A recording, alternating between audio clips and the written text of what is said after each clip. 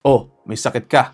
Kaya nag-search ka online at bigla kang natakot dahil ang dami nagsasabi na uminom ka raw ng ganitong tsaa, magpahid ka raw ng ganitong langis, o bumili ka ng mamahaling supplement dyan sa network marketing na napuntahan mo para gumaling ka. Gumagastos ka ng malaki, sinusunod mo ang lahat ng sinabi ng mga health gurus sa internet, pero bakit pakiramdam mo ay lalo pang lumalala ang iyong pakiramdam? O di naman kaya pabalik-balik ang sakit mo at nauubos na ang ipon mo sa kakatry mo ng mga bagong usong pampapayat o pampagaling na wala namang epekto. Nakaka-drain, di ba? Tapos meron pang isang naturopath na magsasabi sa iyong ito ang dapat mong sundin.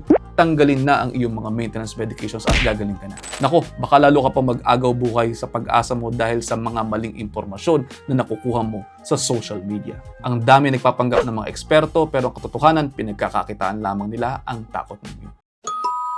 Ito ang dahilan kung bakit napakahalaga sa akin na ang batayan po ng ating kalusugan ay nakasalalay sa agham at hindi sa sabi-sabi.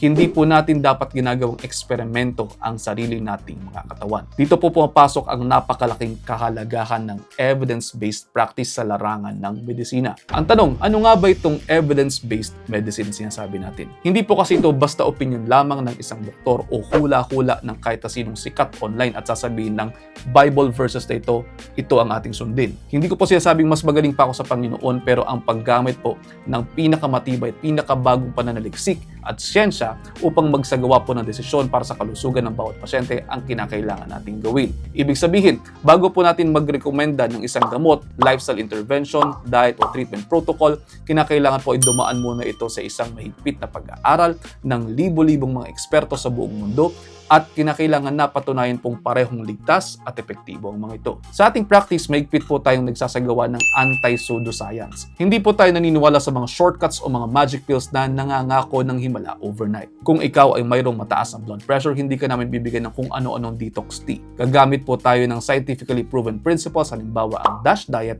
na napatunayang nakapagpapababa ng inyong blood pressure. Ituturo po namin sa inyo ang isang serving ng gulay ay eksaktong ganitong kahalaga lamang. Kapag ka po kayo nagluluto, dapat po ay sinusukat iyan. Ito po ay dahil napatunayan pong sapat para magbigay po ang mga ito ng tamang nutrisyon sa inyo. Hindi po pwedeng trial and error pagdating sa inyong katawan.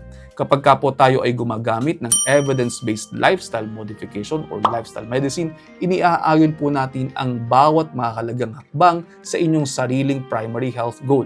Halimbawa, sa halip po na gugutumin po natin kayo hanggang sa kayo ay manghina, paliliwanag po natin na kinakailangan po ninyong gumalaw. Halimbawa po, 30 minuto ng aerobic exercise at po pwede po din kayong gumawa po ng inyong mga strength training katulad po ng nasabi ko sa inyo last time. Kinakailangan po natin ng strength training o pagbubuhat ng weights 3 beses kada isang linggo man lamang dahil ito ang malinaw na sinasabi sa siyensya na nag-aayos po at nagpapalakas po ng inyong katawan. Kapag ka naman po ang approach natin ay nakabase sa totoong datos, ito po ay nagiging sustainable. Hindi po kayo nagugutom, hindi po kayo nanghihina at higit sa lahat, hindi po masasayang ang hirap ninyo, ang inyong pera at oras ninyo sa mga peking pangako ng mga naglilipa ng online fads. Ang tunay pong lunas ay matatagpuan po sa pag-unawa kung paano talaga gumagana ang ating physiology, hindi po sasabi-sabi ng mga nagva-viral na post na kung ano-anong sinasabi nila. And then kapag alam nilang mali na, maglalagay na po ng Bible verse. Kaya naman po sa susunod na may makita po kayo nagbebenta ng mga magic cure sa internet,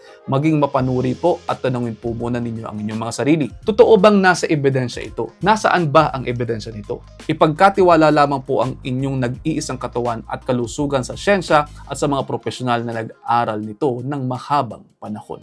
At ayun po, sana po ay mayroon po kayo natutunan. Kung mayroon man, pakishare sa inyong mga kaibigan, baka sakaling mas marami pa tayong matulungan. At see you next episode. Ingat!